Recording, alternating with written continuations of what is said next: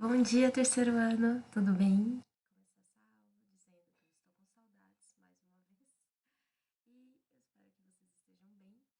Espero que vocês tenham aproveitado, né, esses dias, essas semanas aí de recesso. A gente está conseguindo, né, ter um pouquinho de descanso nessa reta final. Eu acho que é primordial para nos dar força até dezembro. Então, para vocês que estão aí, né, pensando no vestibular, pensando nos exames finais, falta pouco, tá bom? E eu tô junto com vocês, aquilo que vocês precisarem para tirar dúvidas, exercícios que estão na apostila, exercícios que vocês viram aí na internet, qualquer coisa vocês podem me mandar mensagem que eu estou à disposição de vocês, que a gente vai junto até o final, tá bom? Bom, a gente precisa dar sequência nessa apostila aí, né, pra gente conseguir dar conta de todo o material até o final do ano. Então, hoje a gente vai falar de a produção agrícola mundial, tá?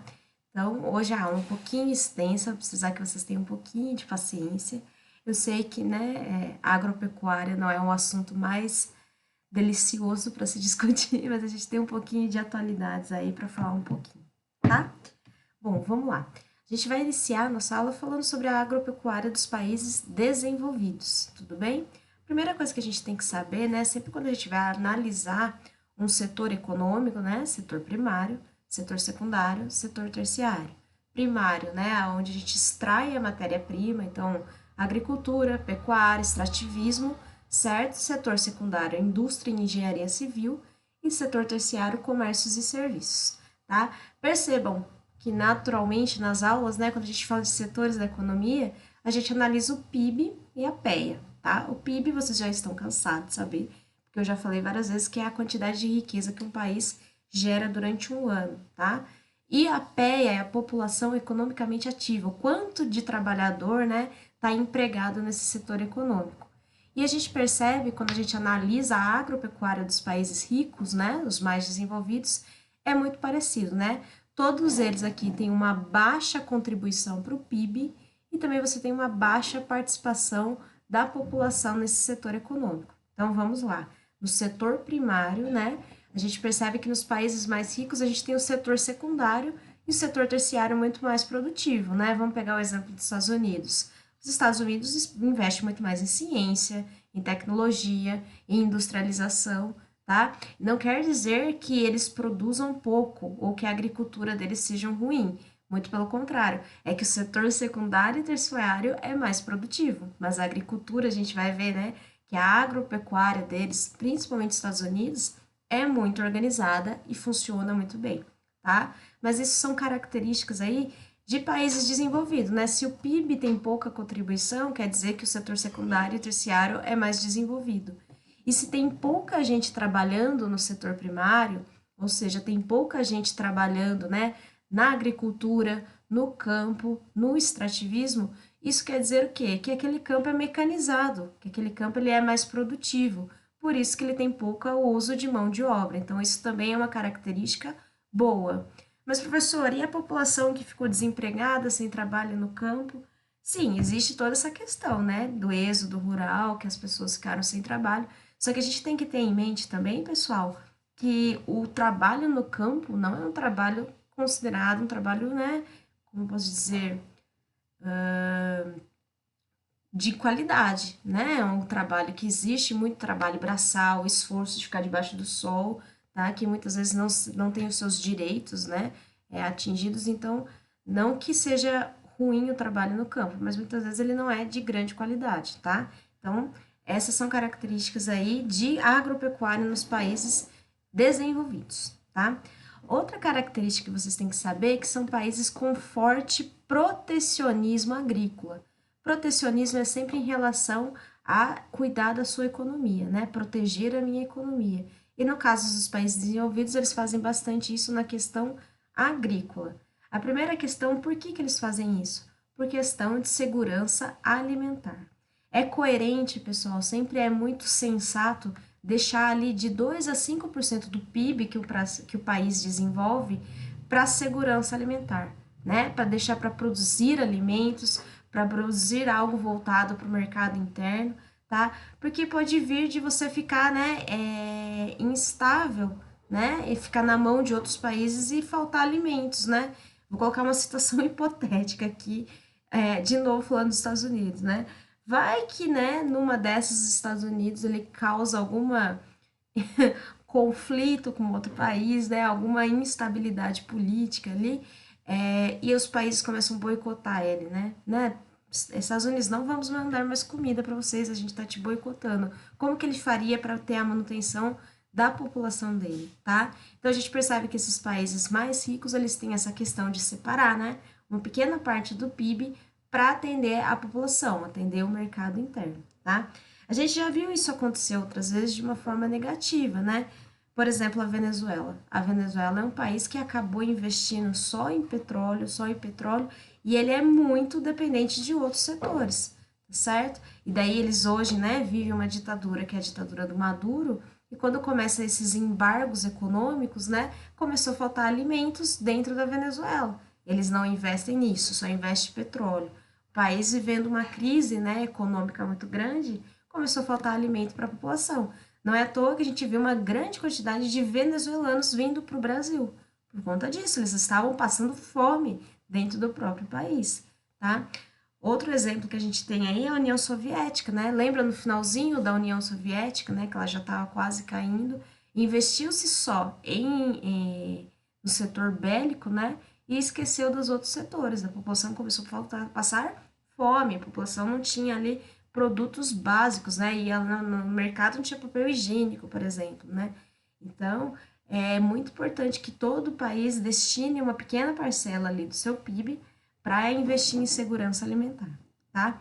Só que não é só na questão da segurança alimentar, obviamente, tá? Eles têm essas políticas protecionistas para tentar proteger os seus agricultores. O que isso quer dizer, gente?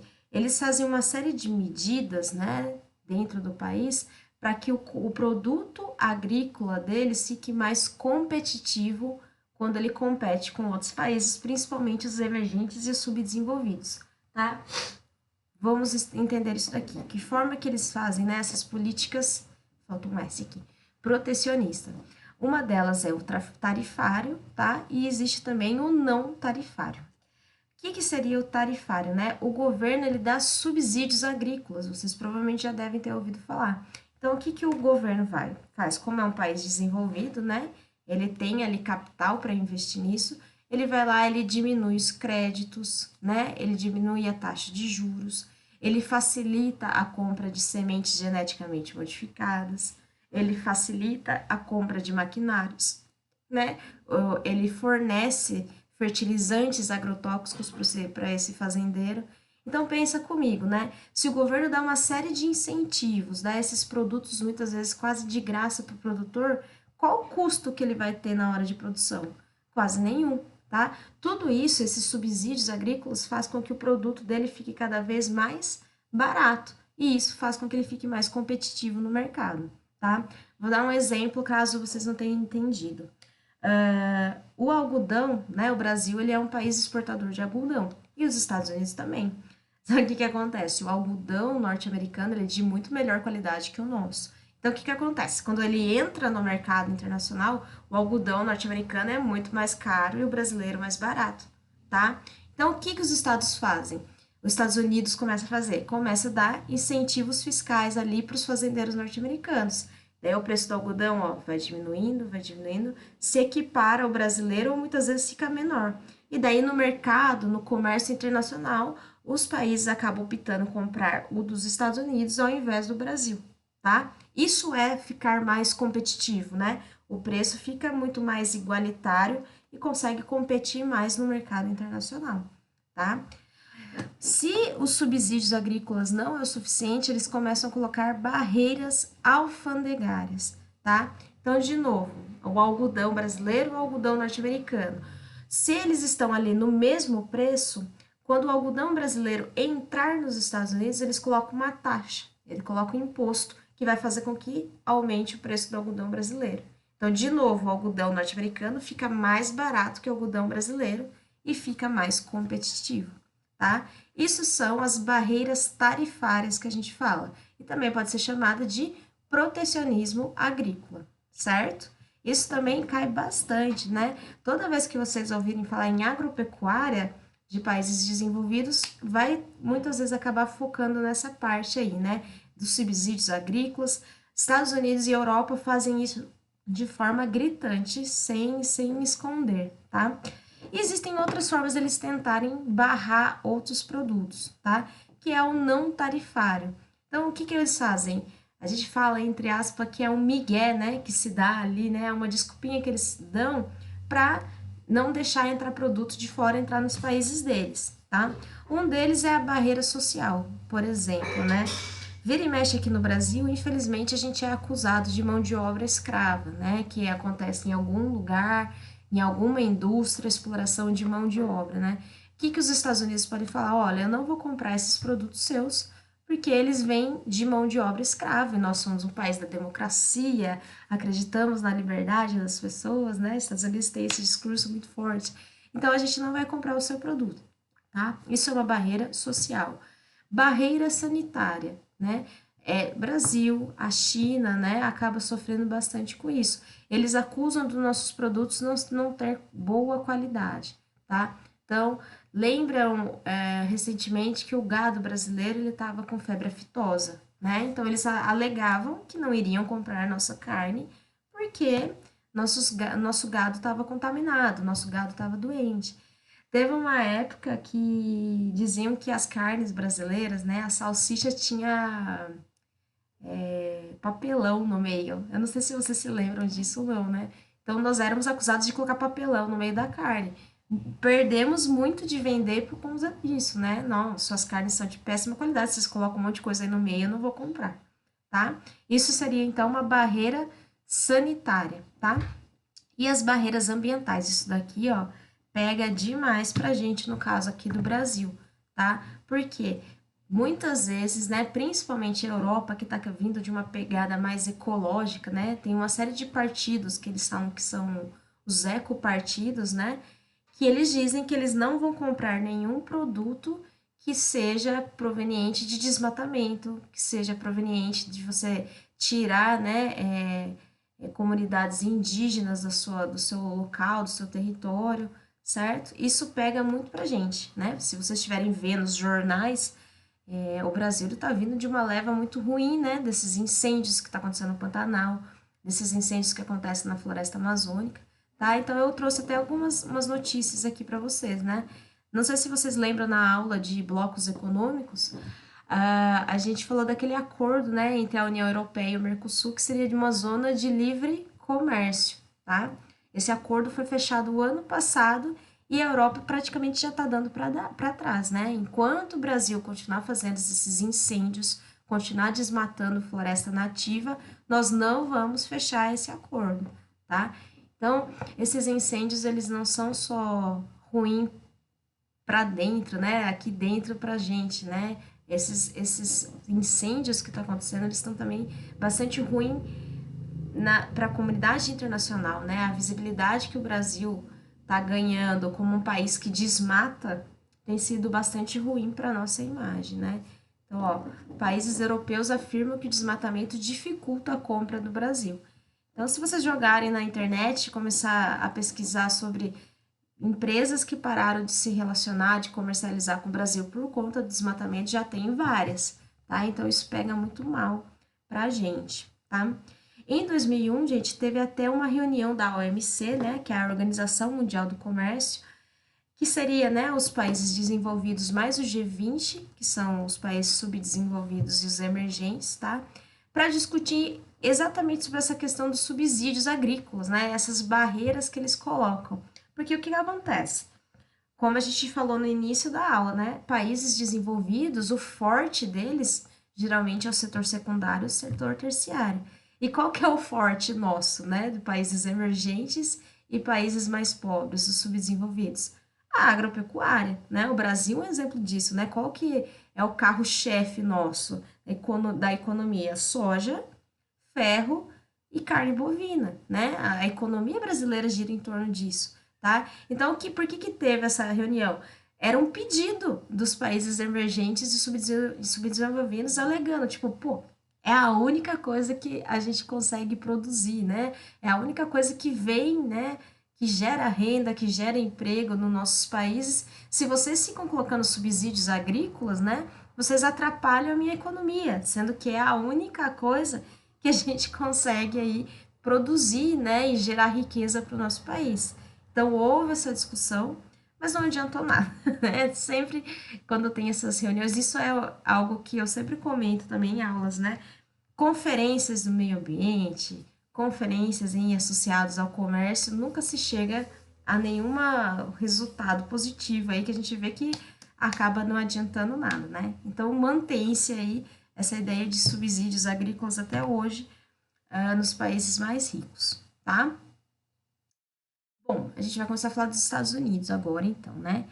Bom, os Estados Unidos, ele é o maior produtor mundial. Lembra que eu comentei com vocês, né? Tem baixa participação no PIB, baixa participação na PEA, mas não necessariamente quer dizer que eles produzem pouco ou que a agricultura deles é ruim. Muito pelo contrário, né? Os Estados Unidos é o maior produtor mundial, tá? Isso se deve por quê também? Porque eles têm uma população numerosa, né? Os Estados Unidos entra como o top 5, né, de países mais populosos do mundo aí, e é uma população que consome, tá? Então ele tem que produzir bastante mesmo. Quais são as características da agropecuária dos Estados Unidos? Alta mecanização, certo? E alta produtividade. Os Estados Unidos, de novo, vai aparecer, né, como a gente fala, no pódio aí, né, no uso de agrotóxicos. Se não me engano, né, ele só perde para o Brasil. O Brasil é um dos países que mais usa agrotóxicos no mundo, gente. E em seguida o Brasil, e os OGMs, né? Usa-se bastante sementes transgênicas dentro dos Estados Unidos. Então, isso faz com que ele se destaque aí com uma alta produtividade. E o que é interessante nos Estados Unidos é essa alta especialização. Eles fizeram tudo muito direitinho, né? Eles estudaram o território deles, então, a partir do clima, a partir do relevo, né? Sobre as condições naturais, eles foram criando os belts, que são os cinturões, né? Então, estuda esse primeiro terreno para ver o que, que vai, qual produção agrícola consegue se desenvolver melhor ali, né? E daí eles conseguem fazer as suas produções, tudo bem? Que são os cinturões agrícolas, que é o que vocês vão ver agora, certo? Então, esse aqui é a agropecuária dos Estados Unidos. A gente vai discutir primeiro em relação à agricultura, depois a gente destaca a pecuária, tá? A gente vai começar aqui pelo Nordeste dos Estados Unidos. Isso aqui que vocês estão vendo aqui em vermelhinho é o Green Belt, tá? Ou o hortifruti granjeiro. O que que acontece? Sempre quando você tem uma região que tem uma grande quantidade de pessoas, de habitantes, você tem que ter um cinturão agrícola próximo para você abastecer essa população, né? Então, o que que acontece? A gente tem aqui Nova York, Boston, Washington, né? A gente tem Chicago por aqui perto também. Então, são regiões, né? A região mais densamente povoada dos Estados Unidos. Adianta eu colocar um hortifruti granjeiro aqui na Califórnia, né? Que vai ter que cruzar todo os estados, né? Todo o país dos Estados Unidos para atender essa região aqui? Não, não faz sentido, né? São alimentos perecíveis, né? Então, esse hortifruti granjeiro tem que ser próximo da população, tá? Então, por isso que ele se localiza aqui, principalmente nessa parte do norte e nordeste dos Estados Unidos, tá? Isso que vocês estão vendo em verde aqui, já vou falar porque faz mais sentido, mas depois a gente volta, né? É a pecuária leiteira, né? A gente chama de Dairy Belt ou Milk Belt. É o mesmo pensamento, né? Leite é um alimento, né? Um produto perecível. Então, de novo, não adianta você colocar muito distante dos centros urbanos, porque vai estragar, tá? Então, o Green Belt e o Dairy Belt ficam próximos de áreas onde é mais urbanizado, tá? O segundo que a gente vai ver aqui, ó, é o arroz e frutas, tá? Principalmente nessa região aqui, ó, mais na península da Flórida, tá? A gente chama ela de Fruit Belt, tá? O que que acontece, gente? Essa região dos Estados Unidos é a região que a gente considera um pouco mais quente, né? Que ela tá mais ao sul, então ela tem umas temperaturas mais amenas e tem um índice de chuva aí mais regularizado. Então, por conta disso, você consegue desenvolver a laranja aqui, por exemplo, tá certo? Então, arroz e frutas nessa região. O abaixo em amarelo, né, a região mais porção central aqui dos Estados Unidos, a gente tem trigos e cereais. Para você desenvolver grãos, né, cereais, é interessante que você tenha climas mais frios, tudo bem? E por conta dos Estados Unidos, né, ser um país do hemisfério norte, ter ali um clima temperado, ele é um clima bom para o desenvolvimento de grãos, tá? Então, os Estados Unidos, inclusive, ele exporta muito trigo para nós, né? Porque nós somos um país tropical, né? Um país que é quente, então a gente não consegue desenvolver muito bem o trigo. A gente desenvolve no sul do nosso país, mas muito pouco, porque nosso país é um clima que não é adequado ao trigo, tá? Então a gente acaba exportando bastante aí, mentira, a gente acaba importando bastante trigo dos Estados Unidos, tá? Essa região aqui em marronzinho é a região de milho e soja, tá? Os Estados Unidos, ele produz bastante coisa em relação ao milho, né? Tem a questão da ração para gado, tá? Eles usam a produção de milho e eles utilizam também para a produção de álcool, tá? Nós utilizamos a cana-de-açúcar, né, para a produção de álcool e eles utilizam o milho para a produção de álcool também. É menos eficiente que a cana, mas eles utilizam. E também tem muito para alimentação, né? Eles comem bastante coisa com milho nos Estados Unidos, né? Se a gente assistir qualquer seriado, aí a gente vê que de manhã, né, eles abrem o saco de sucrilhos, né, o corn flakes lá e se alimentam. Então, abastece também a alimentação aí deles. Tabaco e amendoim, tá? Que são as áreas em mais clarinhas. E aqui, gente, é a pecuária extensiva, o Ranch Belt. Enquanto essa aqui é a pecuária, o cinturão, né, dos laticínios, vai ser uma pecuária intensiva, de gado preso, né, de uso de tecnologia nessa produção. No Ranch Belt, que é essa região aqui, é o gado solto, que é o gado para a produção de carne bovina, tá? E essas áreas que vocês estão vendo em roxinho são áreas de desertos e florestas.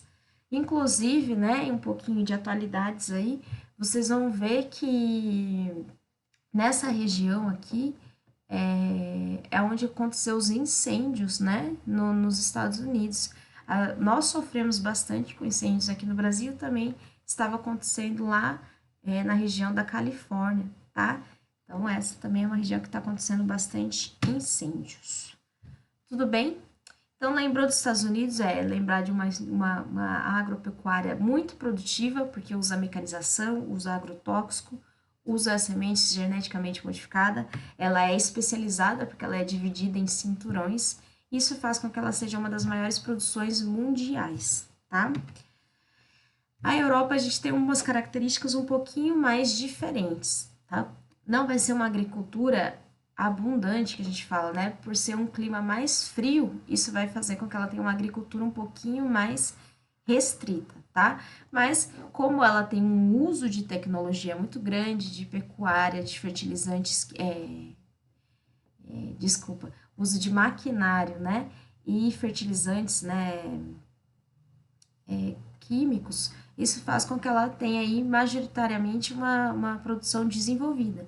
Mas, gente, o continente europeu é um continente pequeno, né? Então, todas as vezes que vocês pensarem aí em agropecuária da Europa, geralmente, na grande maioria, é para abastecer o mercado interno e uma coisinha ou outra voltada para o mercado externo, mas basicamente para atender o continente, porque é um continente muito pequeno, tem pouco espaço para produção, tá?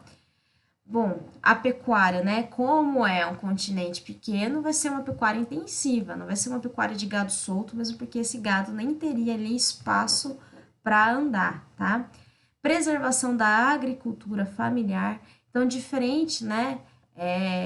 Daqui do Brasil, diferente dos Estados Unidos, que a gente tem as grandes áreas, né? Os latifúndios, lá é uma agricultura mais familiar, que são terras um pouco menores, que é cuidada ali pela família e não por um latifundiário, tá? Eles têm o PAC, que isso é um acordo dentro da União Europeia, né?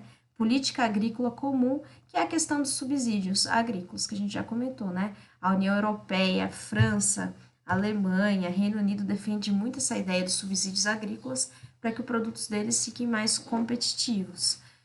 Diferente, né, dos Estados Unidos, do Brasil, nós, né, investimos muito em monoculturas, né, cana, soja, produção voltada para o gado extensivo, né? Lá não, lá eles investem mais em policulturas, áreas menores com culturas diversificadas, tá?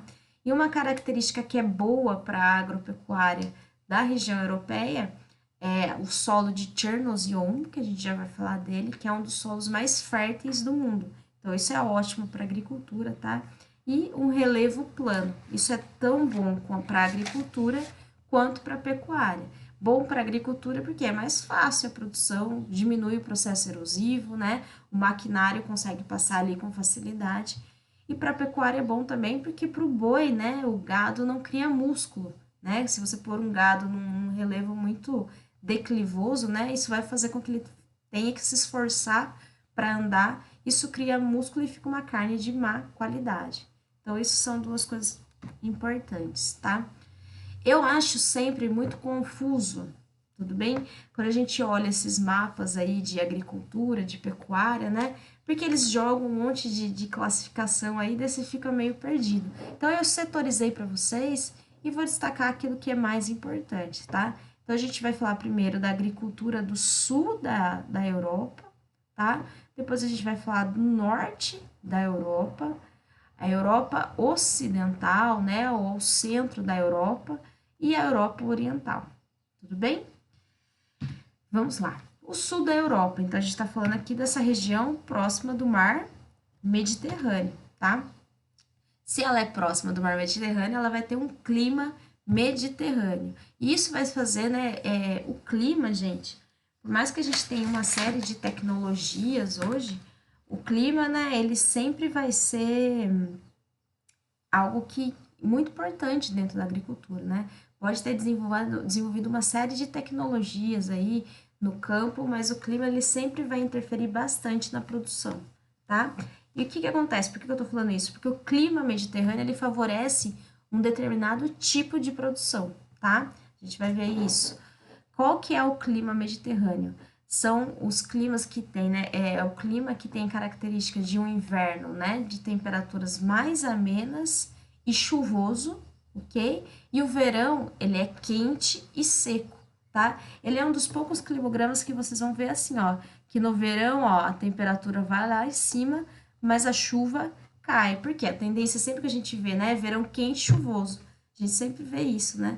Mas aqui no caso é diferente. Por quê? Porque a região do Mediterrâneo é uma região que está muito próxima ali do norte da África, onde a gente tem o deserto do Saara, tá? E dois ventos secos atuam ali na região, que é o Siroco e o Simum, ok? Então, esses dois ventos atuam ali na região do Mediterrâneo e faz com que a gente tenha verões secos. Olha como chove bem menos no verão aqui, tá? Lembre-se que a gente está falando de países do hemisfério norte, tá? Então, verão é nos meses aqui, ó, de junho, julho, agosto, tá? Não confundam. E esse tipo de vegetação, né, esse tipo de clima que tem verões secos, né, e temperaturas elevadas, favorece a produção de uvas e azeitonas, ok? Eu acho que eu já comentei isso com vocês, né? Sempre quando a gente vai no supermercado comprar vinho, por exemplo, vocês vão perceber que eles são sempre nos mesmos lugares, né? Portugal, Espanha, às vezes italiano, certo? Por quê? Porque são regiões ali do clima mediterrâneo que favorece a produção de uva, tá? E as oliveiras, né? Azeitonas aqui também favorece esse tipo de produção, ok? Bom, agora a gente está falando da outra região, né? A gente falou do sul, agora a gente vai falar do norte da Europa. De novo, vai ser uma região restrita à agricultura. Agora a gente está falando de extremo norte, é regiões mais próximas ao Círculo Polar Ártico. E nessa região a gente vai ter um clima subpolar. Então, o que quer dizer isso? Olha aqui, né? Temperaturas abaixo de zero em vários meses do ano, né? A gente pode colocar aqui, ó, de 4 a 6 meses aí de temperaturas abaixo de zero, certo? Isso dificilmente você vai conseguir desenvolver qualquer tipo de agricultura ali, tá? Então, o que a gente percebe? Que no norte da Europa, pessoal, eles investem mais na criação de porcos, a pecuária suína, tá? Se a gente pegar, por exemplo, a culinária, né, alemã, a gente vai ver que várias coisas que eles se alimentam é proveniente ali da criação de porcos, né? Tem um monte de linguiça, né? As salsichas, a gente sempre pensa, né? Nos alemães a gente pensa nesse tipo de culinária, porque está voltada para a pecuária suína, tá? Então, dificilmente você vai conseguir desenvolver algo, um produto agrícola ali, em tantos meses que é frio, tá? Isso deixa bem uma agricultura limitada. Então, sempre quando vocês pensarem no norte da Europa, pense na criação de porcos, ok? Na Europa Central. A Europa Central, a gente vai destacar a França como um dos maiores produtores agrícolas ali. E olha só que interessante, nessa região da França a gente tem uma boa distribuição de terras, tá? O fato de ser uma policultura, o fato de ser, né, agricultura familiar, não quer dizer que não exista concentração fundiária. Na Europa tem sim esse problema, né, de terras na concentração, que se concentra na mão de poucos, tudo bem? Mas na França é um caso atípico por algo histórico, tá? Caso vocês não se lembrem, na França a gente teve a Revolução Francesa, né? Que os camponeses foram lá e tomaram as terras dos nobres, tudo bem? E mais tarde, né, após a Revolução Francesa, Napoleão Bonaparte, ele entrou no poder e ele legitimou a posse de terras, né? Então, aquelas terras passaram a ser dos camponeses, tá? Houve ali uma reforma agrária e eles atendem o mercado externo. Na França, né, por conta disso, eles desenvolvem diversos produtos, principalmente para atender o mercado interno ali, mas para o mercado externo eles desenvolvem produtos muito específicos, né? Vocês provavelmente já devem ter ouvido falar de champanhe, tá? O champanhe que é um vinho branco espumante. E muitas vezes a gente usa o champanhe para designar outros vinhos, né? E não, o champanhe, né, que é um produto que vem, que é francês, né? Ele é um vinho muito específico desenvolvido na região da França, tá? Esses vinhos ruins que a gente toma no final do ano aí, né? Essas cerezer que a gente toma no final do ano não é champanhe, tudo bem? E para finalizar a Europa, a gente tem a Europa Oriental. É uma agricultura que ainda, né, está se desenvolvendo, porque eram países da antiga União Soviética, né? Então eles ficaram muito abandonados aí por longo tempo histórico, tá? E era geralmente uma economia planificada, né? Era para atender à União Soviética, os países pertencentes à União Soviética. Então era uma agricultura de subsistência, tá? A partir da década de 90, eles precisaram começar a se adequar ao capitalismo, tudo bem? Gente, a Europa Oriental também vai sofrer dos mesmos problemas, né? Tem muito frio. Inclusive, a Rússia tem os invernos mais rigorosos do mundo, tá? Isso vai deixar uma agricultura mais restrita, tá? Mas eles têm um pontinho positivo que faz com que favoreça a agricultura nessas regiões, que é o solo de Chernozem, igual vocês estão vendo aqui, ó. Esse solo, que ele é, né, preto, né, que ele tem essa característica de ser bem escuro, porque ele tem uma grande quantidade de matéria orgânica. Isso faz com que ele seja muito fértil, tá? Inclusive, a Europa Oriental em si, ela tem uma série de conflitos, né? Conflitos étnicos, conflitos territoriais, tá? E muitos desses conflitos é por conta desse solo, né? A Rússia não deixa, né, muitos países ter a sua liberdade ali, a sua independência, porque são regiões que têm solo de Chernozem, né? Que é interessante para a Rússia manter no poder deles aí esse tipo de solo, tá? Por que que então ele é tão fértil, tá? O que que vai acontecer? Como eu comentei com vocês, é uma região que é muito fria. Para vocês terem uma noção, né? O outono chega aqui a 0 graus e o inverno pode chegar a temperaturas de menos 40 graus, tá? Então, o que vai acontecer? Nos meses de outono, nos meses de inverno, vai nevar. E o que que acontece? A gente vai ter uma vegetação ali, né? A gente pode ter uma produção agrícola ali. E essa vegetação, ela fica como se fosse presa, como ela ficasse guardadinha ali na neve, tá? Nesses meses de outono e nesses meses de inverno. E essa vegetação, ela vai entrar em decomposição, ela vai morrer e começa a entrar em decomposição. Só que ela fica guardadinha ali naquela região da neve, tá? O que que vai acontecer? Nos meses de verão, esse gelo ele vai derreter e conforme a neve vai derretendo, ela vai passando por essa matéria orgânica, né, em decomposição e vai infiltrar no solo. Então, o que que a gente fala, né?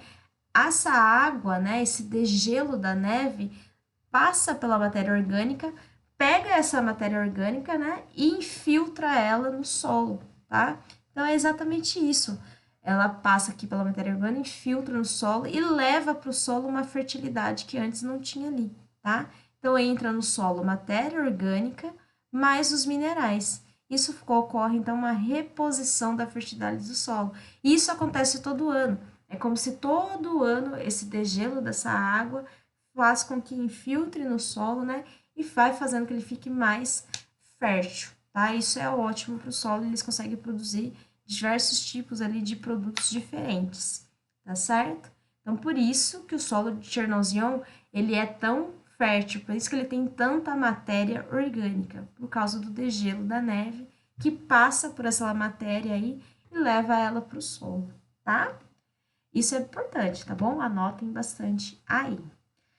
Bom, eu vou tentar terminar os países desenvolvidos. Na segunda aula a gente parte para os países subdesenvolvidos, tá? Mas daqui para frente é rapidinho. Estados Unidos e Europa, que muitas vezes pega mais do nosso tempo aqui. Canadá, gente, de novo, né? É um país que está no hemisfério norte, está próximo do Círculo Polar Ártico. Então, vai ter uma agricultura restrita. É muito frio, tá? Então, a gente percebe que há uma concentração, né, do desenvolvimento da agropecuária mais na região sul e sudeste, que vão ter temperaturas mais amenas, tá? Por ser um clima frio, facilita a produção de cereais, do trigo, por exemplo, né? E a gente tem um destaque, né? Eu acho que se for falar o que é mais importante que vocês têm que saber do Canadá, é a silvicultura, tá?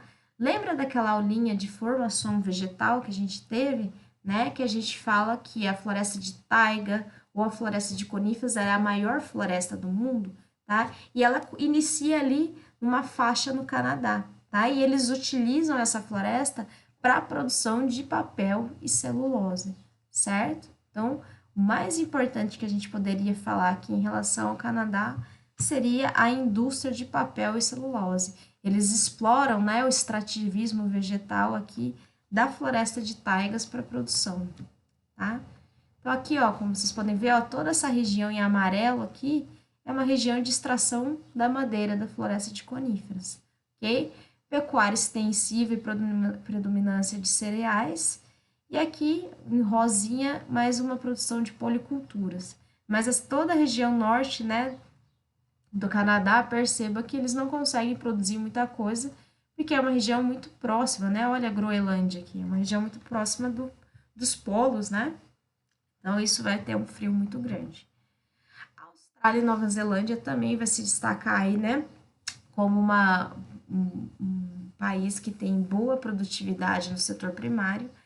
E eles vão focar muito na tradição pecuarista. Caso vocês não se lembrem, né? Dá para ver pelas bandeirinhas aqui. Tanto a Austrália quanto a Nova Zelândia foram colônias da Inglaterra, né? Colônia do Reino Unido. E o Reino Unido ele tem uma produção muito grande de bovinos, tá? Só que isso não foi algo que eles herdaram, né? Eles herdaram a questão da pecuária, mas não propriamente do gado bovino. Por quê? Porque na Austrália, na Nova Zelândia, eles têm um clima desértico, né? Principalmente a Austrália, certo? Olha o tamanho aqui, né? Limitação para uso agrícola, porque é um clima desértico, ok? E na Nova Zelândia, eles têm uns relevos mais acidentados. Então, na verdade, eles não focam na pecuária bovina, eles vão focar nos ovinos e nos caprinos, tá?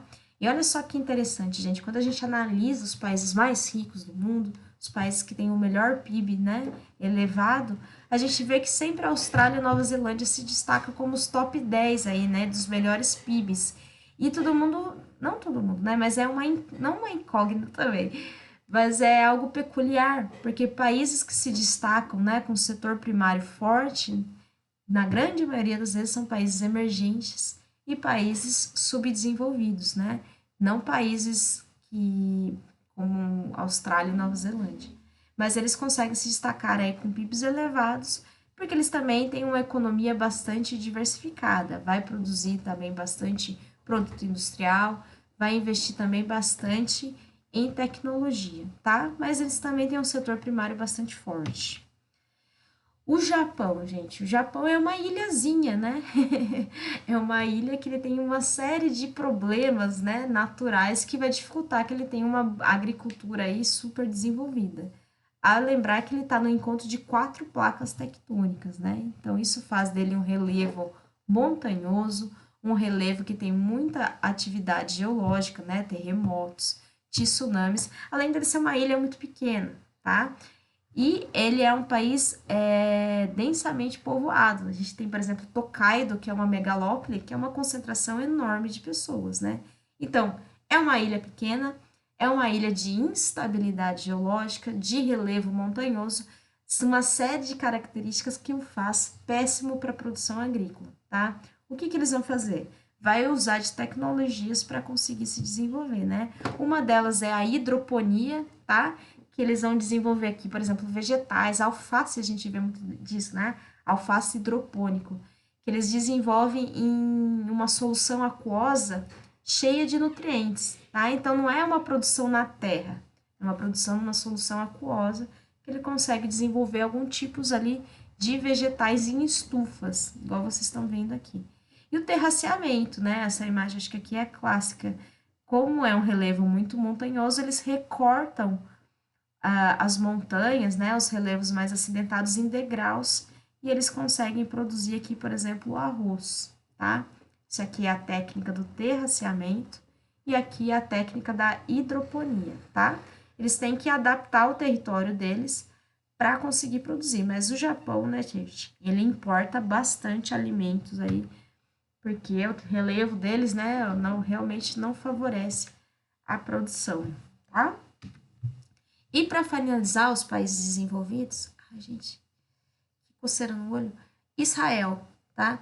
Percebam que grande parte dos países que a gente falou, né, exceto os Estados Unidos, são países que não têm condições naturais favoráveis, né? O quão eles precisam ficar adaptando ali os países deles para desenvolver a agricultura. Então, Israel é um país pequenininho, certo? E também ele tem um clima desértico.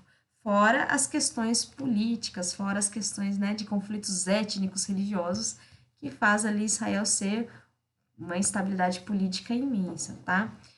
Só que eles fazem? Mais uma vez, né? Eles têm capital, eles têm dinheiro, então eles investem bastante em tecnologia para desenvolver a agricultura, tá? Uma das coisas que a gente sempre lembra de Israel, né, quando a gente começa a falar de produção agrícola, é a dessalinização da água do mar. Então, eles tiram o sal da água do mar para usar na irrigação na agricultura. É algo que custa extremamente caro, mas Israel tem capital para investir nisso, né? Então, isso é uma característica bastante peculiar referente a Israel. E essas imagens aqui, elas são muito recorrentes, né? Eles desenvolvem a agricultura nos desertos. Olha que doideira, né? A gente consegue ver aqui os pivôs centrais, né? Essa galera aqui investe aqui nos desertos. Eles têm investido também em irrigação por gotejamento, porque como é uma região desértica, quando você irriga por aspersão, muitas vezes essa água, né, ela vai evaporar ali antes mesmo de chegar no solo, tá? Então, o gotejamento, eles colocam uma mangueira aqui, ó, cheia de furinhos próximas do solo, e daí vai pingando diretamente no solo. Isso evita o desperdício, por exemplo, tá? E eles têm também os kibbutz, que é essa imagem que vocês estão vendo, que são pequenas propriedades, tá? Fazendas comunitárias cooperativas, que elas vão desenvolver alimentos para a produção interna de Israel, tá? E a gente diz, né, que é que é algo contraditório, porque tem princípios socialistas, né? Como elas são cooperativas, são comunitárias, se aproxima muito da ideia de um socialismo, né? Mas elas existem para atender principalmente o mercado interno de Israel, tá certo? Bom, comentei que essas aulas iam ser um pouquinho grandes, né? A gente encerra aqui países desenvolvidos e a segunda aula a gente vai falar da agropecuária de países subdesenvolvidos e emergentes, tá bom? Já volto para a segunda aula. Um abraço.